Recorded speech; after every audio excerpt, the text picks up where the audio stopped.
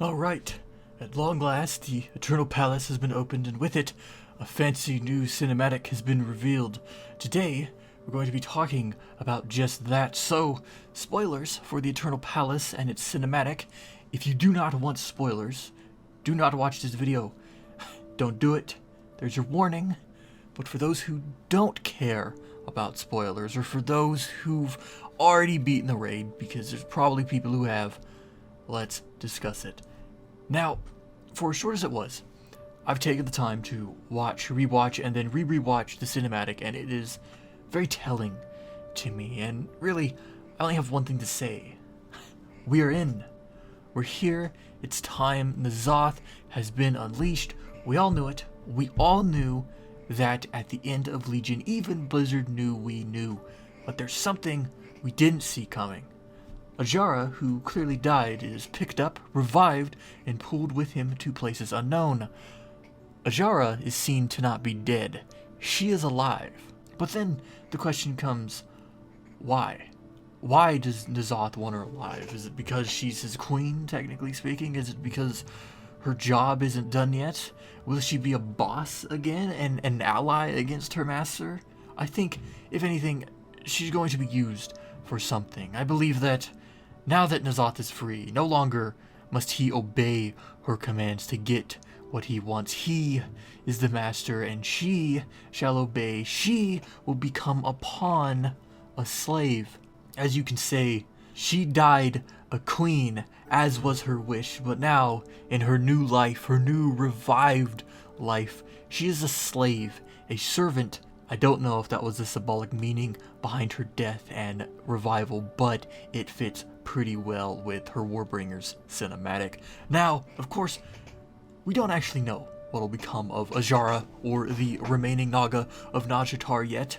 I'll have to do some digging, think about it a little bit more, and then probably make a more fluent, dedicated video to the topic sometime in the future.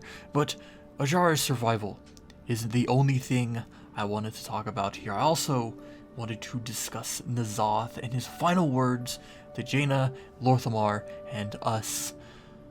At the end, let me set the scene for you. At the end, when N'Zoth flies, swims, whatever the hell he does, he states, "All eyes shall be open."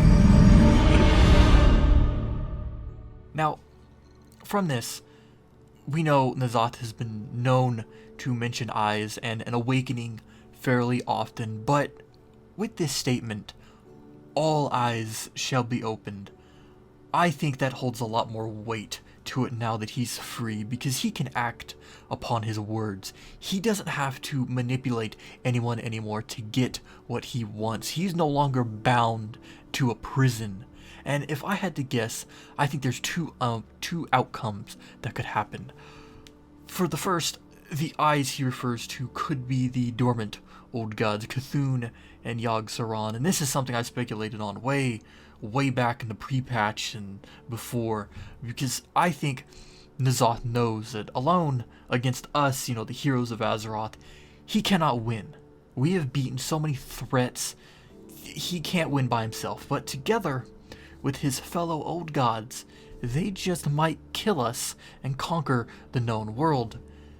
Another idea involves something I discussed before in my video on 8.3 and the future of BFA, which is something you can watch right here. I said that it is very possible we'll see N'Zoth take advantage of the Blood War and use Azeroth's divided resources to stage assaults on the capital cities, since striking at the heart could prove fatal when your enemies are already bleeding, and as we know, the Alliance and Horde are bleeding a lot. Their armies, resources, and will the fight is weak, the weakest it has ever been in history, and it's only gotten weaker as the war has progressed. And I believe this has to be the most clear outcome, because it's the only action that could make sense with the material we have. But really, who knows? We've gotten so little information that even now, after he's been released, we only know probably maybe even half the puzzle, maybe even less. But there's still an 8.2.5, an 8.3, and an 8.3.5 on the horizon, which will surely give us something on the last Old God's plans, but until then, we'll just have to sit and speculate together. And when we get more information, and I probably do the raid, I'll definitely make another video on the topic. But for now, what do you think? Did you like the Eternal Palace cinematic? Do you wish it gave us more to work with? Because I kinda do. Do you like the fact that Azshara is alive and well and N'Zoth is, as long predicted, finally free? You can let me know your thoughts on all those, as well as any other questions, comments, and concerns you might have on this video, WoW, or its lore, in the comment section down below. Thanks for watching.